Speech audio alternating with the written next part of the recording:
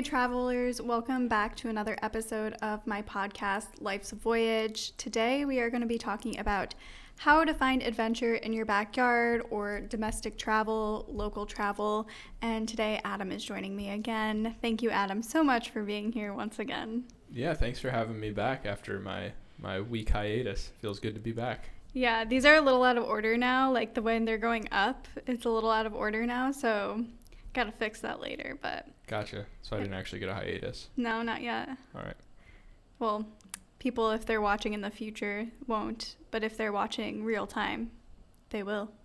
Great. Well, either way, thanks for the week off. Okay, so today we're going to be talking about domestic travel. And it's so funny. Remember the one time when I was telling you, like, oh, for 2021, we're only going to do domestic travel because of COVID. But, like, I really want to go to Hawaii. And you were like, Hawaii's not domestic travel. Do you remember that? I don't fully remember that, but I think I still agree with my statement.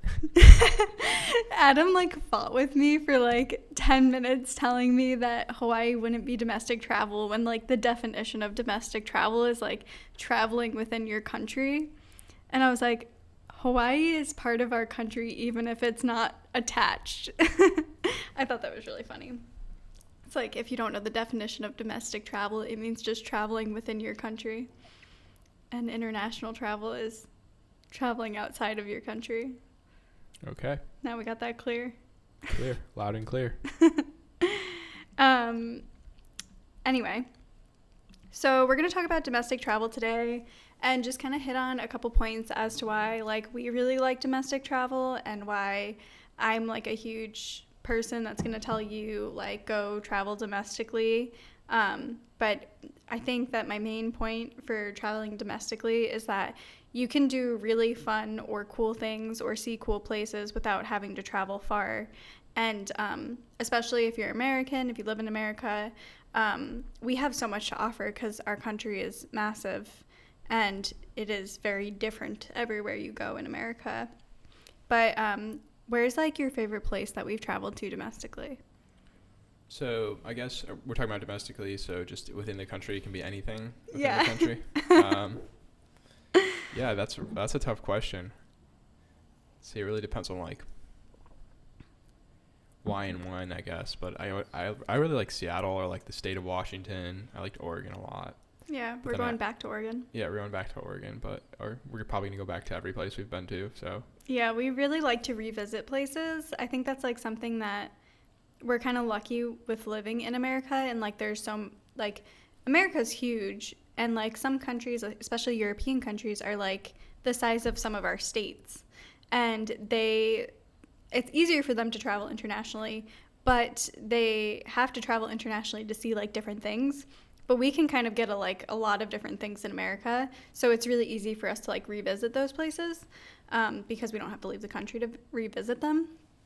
But one of the benefits of America specifically, like, I feel like people shit on America a lot, which, like, we're not going to get into politics and stuff like that, but, like, when it comes to, like, domestic travel, people don't think about traveling in America and, like, what different things you can see in America. And, like, if I have anyone listening that's not from America, like, I know that they call it the States or, like, the United States. Like, America is North America and South America. But I'm just going to keep saying America because that's what we say here. I know it's wrong, but it's what we do because we're American. But one of the things, I kind of lost myself there, but is that we have so many different climates and, like, terrains, and, like, geographically, America is, like, really different all across the United States, like, all across the whole country. Especially if you include Hawaii and Alaska. It's like you can really have everything. Yeah, we're going to include Hawaii and Alaska because... Part of our country. Yeah, they're I'm part. catching on. Did you have trouble with, like, the 50 states when you were in school? No, you don't even remember the song. Anyway, so kind of going off of that, like, Hawaii itself is, like, tropical, and then, like, New York is very, like, 4 seasons, like, you got snow, you got sun in the summer, it's, like, kind of all over the place. But then just terrain wise, like I remember when we went on our road trip and I was like blown away that we could see like Utah and Arizona are completely different worlds. Like they look like you're in a different world when you're in the middle of nowhere. Like the red rocks and like all of that stuff compared to like we're used to like New York's like forests. Yeah, everything's green. Everything's green here and like everything's red there. It's so cool. It's wild. Reminds me of like another planet. But I think that's something that people don't often think about is that you can, even like if you think about California, or I think this is in Colorado too, or maybe specifically California, but you can in one day be like in the desert and the same day you could travel somewhere to be like on the top of a mountain skiing. Am I correct with that? Yeah, that's what my dad used to say. He'd go to the beach during the day and then at night they'd go to skiing on the mountain. Yeah. Because he lived in LA, so they'd go to like Mammoth Mountain at night. Yeah, isn't that crazy? Like to think about, you can have those extremes in the same day. Yeah, California is wild in general. Like the state itself's huge, so you have those vast differences between the mountains and deserts and ocean. Yeah, and with other countries, they don't have anything like that. Like, I don't know, Switzerland has skiing, but they don't have a desert. Yeah, they don't have a desert. Like it's so funny that we can have kind of all of it in once, and I feel like we take that for granted. And I took that for granted until we went on our road trip and we really experienced like one night we were in Colorado and it was freezing at night, and then the next night we were in Utah and it was so hot, like I couldn't sleep because it was so hot. It was crazy, and it was like a day apart and only like a couple 100 miles apart. Yeah. And the climate had changed so significantly and the altitude had changed so significantly. Thought that was crazy. Yeah, it's pretty insane the drastic changes you can go through in one country, like let alone single states. Yeah, and I think that's one of the benefits we have to traveling domestically in America, in the States, is we can experience all these different climates and different terrains, like the desert and the beach. It's really cool. But I also so like that's kind of like one of the benefits of traveling domestically for America. It's like we can just see so much without leaving our country, like so many different climates and terrains. But also like if you don't have to travel far to like see something really cool. Like here in New York, we have New York City, and then we also have like Niagara Falls, like very different extremes of like the city is really cool and like people travel from all over the world to see New York City, and they also travel from everywhere to see Niagara Falls, and we have like both of them in our state. Like I think that's crazy. Yeah. And if you don't live in New York, I'm sure that like every state has something like that. Mm-hmm. Except for maybe Nebraska. Yeah, I don't know. You probably don't get as much on the East Coast because a lot of the states are smaller and like have that same sort of climate. So I think New York's kind of a outlier, at least for the East Coast. I know the West Coast is like the states get bigger and the changes are more drastic. So yeah, and even if you don't have like something so huge as like New York City and like Niagara Falls, like we're really lucky that we have two major things in our state. But even anything from when we were in Arizona, they have like cacti deserts. Yeah, like saguaro. And then they also have like the Grand Canyon, or California has, everything. Yeah. Literally everything. Yeah, it's cool that each state has their own little attractions. Yeah, even like Florida. Like I feel like everyone shits on Florida. And even though I would never live there, my mom lives there, my best friend lives there, I love visiting. But they have like these amazing beaches, right? And then they also have like, we went to Devil's Den. And that's like so cool. That was like one of the coolest places I think I've ever been so far. Yeah, I couldn't believe that was in Florida. Yeah, and it was in Florida. Like I felt like I was in some tropical paradise. So I feel like we're just so lucky to have so much cool things in America, and people take that for granted. And even if it's just like looking up in your area, like what cool hidden gems are near me or whatever, like I'm sure there's a blog for every state and every town or whatever city to find cool things near you. Mm-hmm. And even in the lesser known states, like Montana has Glacier National Park. Like that may be all Montana might have, but like that's a really big one, you know? Yeah. So I just think it's really cool that we have so much variety in things that we can have within our country. Yeah, it's a cool way to look at it though, because you can almost like throw a dart at the map, and then somewhere in the vicinity of that dart there will be something cool in one of those states. So Yeah. it's like you're saying, super grateful to have the ability to, no matter where you live in the United States, there's probably some pretty cool stuff in your state.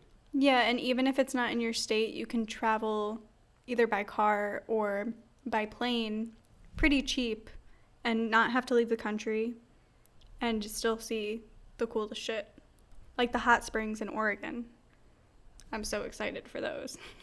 But anyway, that kind of segues into the fact that traveling domestically can just be cheaper. Like super cheap. We went on our road trip and we were gone for a month and we only spent $1,000 each. Like that was, I think, as cheap as it gets. Yeah, including gas, right? Yeah, including everything. That was cheaper than living at home. Like that's why I wanted like buy a van and just do van life. Yeah, I mean, Shit's cheap. oftentimes cheaper, yeah. Yeah. Hard to find places to park sometimes, but Yeah, but there's pros and cons. But we're gonna do a whole episode on car camping, which can probably be like closely related to van life, only not as permanent car camping is. But like traveling domestic can be really cheap and you can still see cool things. And again, I'm sure this applies to other countries, but we're American, so we're going to talk about America or the States. But like we went on that road trip and we saw like 13 national parks in a month. Could have seen more, could have done more. And we were gone for like a month and we only spent $1,000 each. But we went to Iceland for 5 days and spent $1,000 each. right, quarter of its airfare or a third of its airfare. And Then car you gotta rental. pay to stay. Yeah, car rental, that's a huge one, but then Yeah. paying for a place to stay on top of that. Yeah. You know, obviously traveling domestically, we've been super fortunate that we know people all over the country we could stay with, relatives or friends. So it's really cool. Yeah, and we felt safe enough to like just sleep in the car and you know, that's kind of jumping ahead, but it's just so cheap to travel in your own country because you don't have to worry about currency exchanges. You can pretty much drive anywhere. And yeah, we could drive to Canada. We've done a road trip to Canada before. Through Canada, a lot of the eastern coast of Canada. Yeah.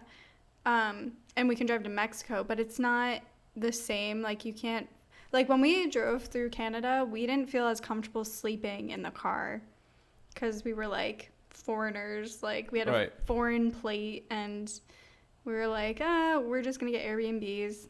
So we got some Airbnbs, but That was also still just a very cheap trip in general. Like even Yeah. the Airbnbs, we didn't stay in like major cities, so we stayed outside of major cities and ended up costing a lot less. yeah. So it's just so much cheaper to travel domestically. Like you can drive places and driving is so much cheaper than flying. Because if you fly somewhere, then you have to pay for transportation when you get there. So you're like doubling up on transportation versus just driving.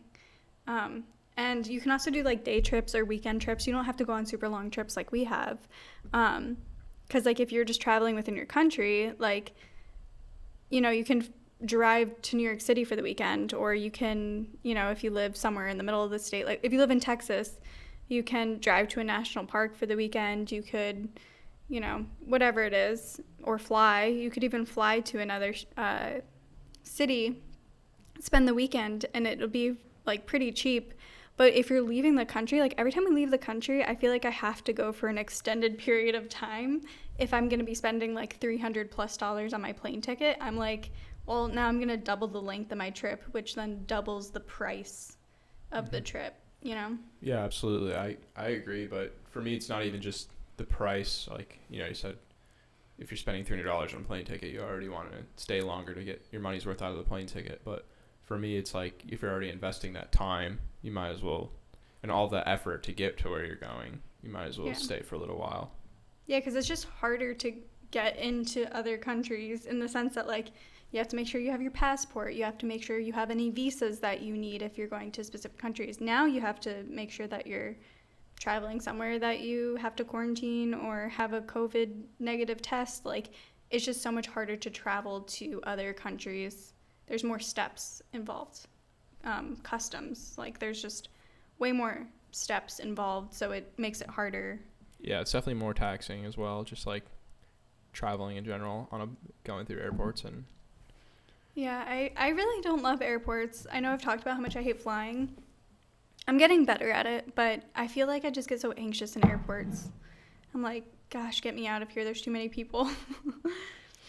And then I kind of touched on this earlier, but like it can just be safer to travel domestically. And I feel like a lot of people cut out domestic travel because they're like, oh, it's not cool if you're just traveling within your country. Like, I want to go to Europe. I want to go to South America and like backpack or whatever it is. But like, we have so many cool things and it's safer. It is so much safer to just travel in your country because you know the language, you know the culture, you know the etiquette, you have the same currency. Like, just speaking the language, I feel like is so huge. Right. We've only traveled to, well, when we went to Iceland, they speak Icelandic, but everyone speaks English. Like, we didn't run into anyone that didn't speak English. No, not that I can remember. Yeah. I remember approaching people and they were speaking Icelandic. I was like, oh, are they going to understand what I'm trying to say to them? And I'd say it kind of slowly, and they would just like look at me with a straight face and start speaking perfect English. It's pretty funny. And then when we went to France, that was the first time we went to a non-English speaking country. Right. We've been to Quebec, but they mostly speak English there too. Yeah, they speak both. But I know like a decent amount of French, so we were like able to get around fine. And like the few people we talked to that didn't speak any English, like I could kind of get through the conversation. Not great. I wish I was better. I'm working on it, but I feel like it's just so much scarier when you don't know the language. Like, we haven't gone to, like, any countries yet where it's, like we really want to go to Japan. I can't understand Japanese. Like, that is insane. Like, that's way different than what we know. So that's going to be, like, for me, that's going to be just, like, a little bit scarier because you don't want to come across as rude. Yeah. Dude, we're definitely so fortunate, though, because English has become more of a global language. So even, like, I know in a lot of other countries, I think even in Japan, they have English signs, like street signs and stuff. Yeah, I'm sure they do. Which is pretty wild. Yeah, if anyone's ever traveled to Japan, like, hit us up because we're hoping to go there in 2022, assuming the world doesn't burn down by then. Right. But yeah, just traveling domestically is such a luxury that we have to have such a large country to travel. Like, we have 50 states. And we have like 64 national parks, which I know not everyone is a national park person, but there's tons of cities. But yeah, you can have both ways. Yeah, there's so much to travel and see, and you don't have to learn a different language. You don't have to change your currency. You don't have to learn etiquette. You know, like in France, you don't tip because they actually pay their servers like good wages. And they love Americans because we always go there and tip because we're used to tipping. All right. I heard it was kind of rude to tip. It is because you're almost saying like, oh, you don't make enough money. Like, let me give you extra money. And maybe this has changed a little bit, but when we were there, like you don't tip. And like if you do, you tip like $1 or like $2. Like you don't tip 20%. Like that's insane. Because we don't pay our service workers, but they do. They're like, we got a leg up on you. We're cooler than you. Definitely. Did you ever feel like unsafe in any of the countries that we've traveled to? No, not necessarily unsafe. I've definitely felt lost, but I don't always dislike the feeling of being lost. Like, remember we got lost in London. In Paris. Did we get lost in Paris? Yeah. I don't really remember that. On our way to Sacré-Cœur. Oh, yeah. Yeah, that felt off, but I was in no way, like... I can usually Scared. gauge, like, situations, so I felt pretty comfortable the whole time. Even if I'm, like, out of my comfort zone, I can kind of, like, manage the discomfort. I felt slightly scared in Iceland when we went down that one road. Like, the GPS took us down one road, and our car, we had rented, like, a small SUV, and the road was, like, super gravelly, and, like, Sophia was driving, and it was, like... I was kind of scared because, like, what if we get stuck in this road? Like, how are we gonna... Who do we call? Yeah. Who do you call during an emergency in another country? Like, those are things that you should know before getting yourself in those situations, but like stuff like that scares me. Yeah, I wasn't super scared about anything in Iceland because the locals were so friendly that it felt like if anything happened, you could just ask any of them and they'd be more than happy to help you out. Oh yeah, no, I was never scared of any of the people in Iceland. They're the nicest people I think we've ever encountered. I would say something similar about America as well. Like when we were out in the middle of nowhere in like the Midwest and stuff, or like Colorado, I felt like it was just very small town. Like I know people often have like the stigma of small towns being like standoffish, but a lot of the people seem really friendly. Like when we went to like, yeah, because we are also from America, fortunately. So a lot of the people, I feel like. But we also had New York plates, and like people would comment on it all the time. Because we drove from New York to the farthest we went was Arizona, and that's far. And people would be like, "Why'd you drive here?" Like, "Oh, those New Yorkers." Like people said stuff like that, which I thought was funny. Really, I don't really recall that. Remember when we went to the mechanic? Yeah, he was super nice. He was so nice, but he was like, "I don't get you people. Like, why would you drive this far?" Do you remember that? I don't remember that. Yeah, it was so funny. So we got like something stuck in my tire, and like we just wanted him to check it out to make sure the car was okay. And he was like, "I don't get people like you driving across the country. I could never do that." And we're here like yay. Yeah, I think it was more of like a good for you though. Yeah, it was, but it was just funny because people like are a little different down there, you know. It's different culture still. Absolutely. The only time I felt like off put by having New York plates, I could remember one time we were driving out of Florida. We were in West Virginia, I think, and I could tell people we were in a real small town on the way to the national park. Yes, I remember what's it we called? were going to Shenandoah. And just people like started driving more aggressively once they saw our plates. Like you could tell like they weren't stoked for us to be there. Yeah, I've actually felt more animosity in America than I have anywhere else. Right. And specifically when we have New York plates and we're traveling other places, like even when we go to Florida, people tailgate us. Like people will drive up on us. I haven't noticed that as much. I just noticed that one time in West Virginia, people were like... Adam is less aware of his surroundings. I think. No, I'm very aware of my surroundings. I think I'm just hyper aware. Yeah. Well, you tend to worry more too. Yeah. Something small will happen and you'd be like... I'm like constantly observing the surroundings to make sure that we're okay and like nothing's gonna kill me. I'm just scared of dying at all times. Anxiety. But also when it comes to like traveling domestically in America, it's like there's so much different things to see that we as Americans may never experience even if we go to other countries. Like people travel from all around the world to come to America, and we don't realize that like we can just go see it whenever. You know what I mean? Yeah, like you said, we take it for granted.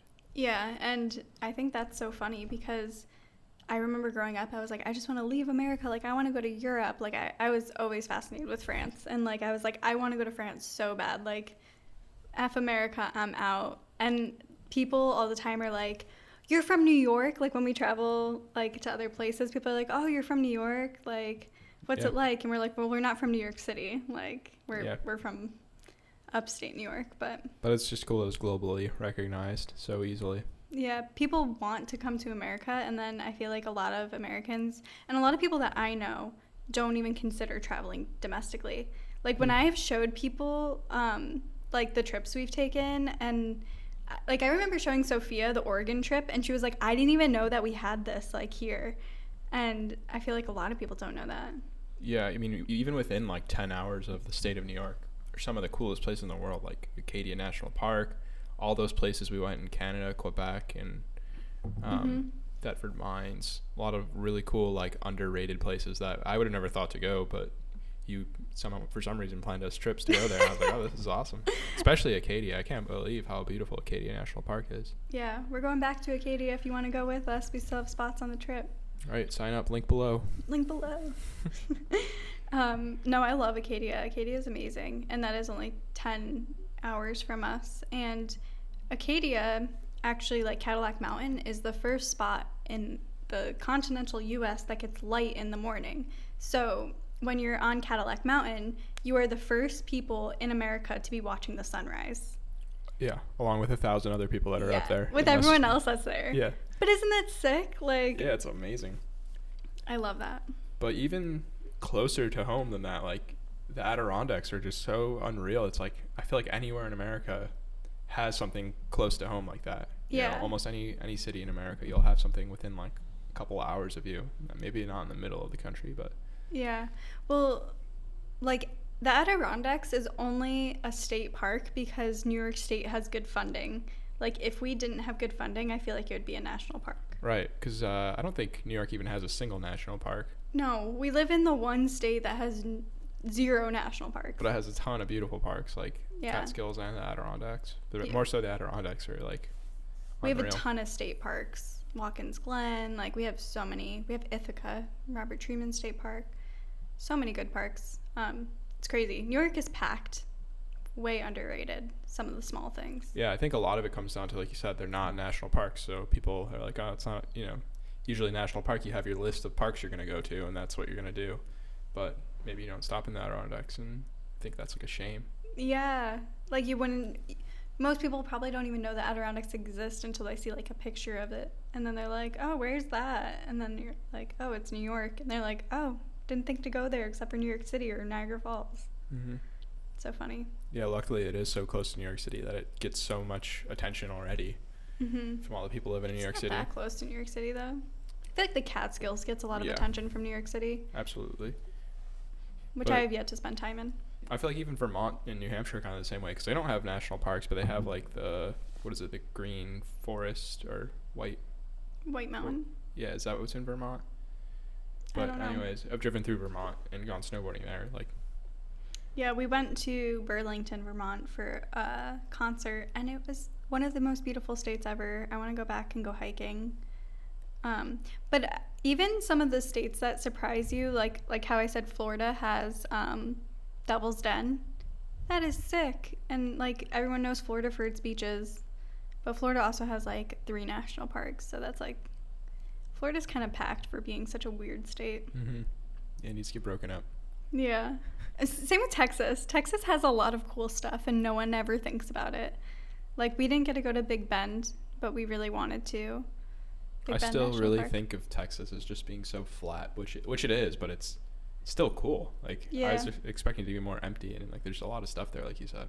Yeah, there's so much stuff in Texas, and like yes, it's a huge state, so you'd expect there to be a lot of things, but you don't hear about those things. Like you hear about Houston and Austin and Dallas, and you don't hear about all the cool stuff that Texas has to offer. There's so many states that have like every state has cool stuff, except for maybe Nebraska again. Sorry, Nebraska. Sorry, Nebraska, if Really anyone's getting listening the from short Nebraska. end of the stick on this one. Seriously, But though. we've also we've driven through the entire state of Nebraska, so We drove straight through the entire state and didn't see a single thing. It was gorgeous. The weather was beautiful that day. yeah, all the roads were red. The highway was red, remember? So it would like reflect or it absorbed less light, so it didn't get as hot. I don't remember that, but I think that was either Nebraska or Iowa. So yeah, it all blends together. all blends together. The Midwest is just a little empty. But we kind of went off on a little tangent there. Basically, this whole episode was supposed to be like Traveling domestically. travel domestically. Consider it. Like if you need recommendations, hit me up. I'll let you know what's cool near you. I know I literally spend so much time just staring at maps. Like I do it for fun, and I do it for my clients, and I do it for me. And I know about like so many cool like hidden gems across the United States and big things too. But yeah, I feel like the most important thing you're trying to get at is you can reel it back a little bit. You don't have to be like, oh, you know, I live in New York and I want to go somewhere cool. I have to go to Oregon or LA, and there's so many cool things just within a couple of hours that you can find if you really look for it. Yeah, there's national parks. There's Hershey, Pennsylvania, if you want to see something really close. There's the Great Lakes. There's just so much cool stuff, and like there's the closest national park to us is Cuyahoga. I don't know Think you got it. I don't know how to say it, but it's in Ohio, and it's like 5 hours from us, and we still haven't been there. Saving that one. I don't know. Maybe I want to go in April. I'm saying it now. We're going in April. But yeah, there's so many cool things, and you don't have to travel far. And I feel like everyone, when they like, I've had people say to me like, oh, you travel so much, it must be so expensive, and like you go to all these cool places like Iceland or whatever, and it's like, yeah, you can go to Iceland. Like Iceland's really not that far from us, from New York, but you don't have to even go that far to see some really cool stuff. Mm-hmm. But that's my biggest point. I don't know, we kind of went off on a tangent. I like America. I like traveling it, and I never did until we went on that road trip. I didn't appreciate it until we went on the road trip. Right. Yeah, I've always appreciated it just from the Adirondacks alone. I'm like, that's, if I could go anywhere, it's usually the Adirondacks. Yeah. Adam made me a hiking girl. Adam made me appreciate the outdoors and like all this cool shit out there. Like, ugh. Thank you. Yeah, you gotta get outside. I never used to go outside. But yeah, it can be cheap and it can be safe and it can be easy to travel domestically. And I really encourage you all to start there. Your first trip doesn't have to be somewhere crazy. You can literally travel to New York, or you can travel to wherever in the United States, even if it's just a state over. I feel like we have this weird concept or like preconceived notion that to travel you have to go far. And like, I even travel like an hour or two away to see some waterfalls. Like, to me that's travel, and that's something really cool that, you know, someone somewhere else can't see. Like, people in Arizona don't see as many waterfalls as we do. I mean, I take that back, they have the Grand Canyon, but they have some pretty cool waterfalls in the Grand Canyon. Yeah, you picked the wrong state to mess with. I picked the wrong state. I don't know, Nebraska. I don't know how many waterfalls are in Nebraska, but like New York is loaded. So yeah, go travel domestically. And if you're not from America, I'm sure that there's like a million cool things in your country. Like I know Sat is from Canada, and I love Canada. Canada is also huge, but Canada has so much cool stuff. Yeah, we've only seen like 1% of Canada. We've seen 3 provinces. Our goal is to go to all 13. 13? 13. Is there that many? Yeah, there's 13, I think. Someone correct me if I'm wrong.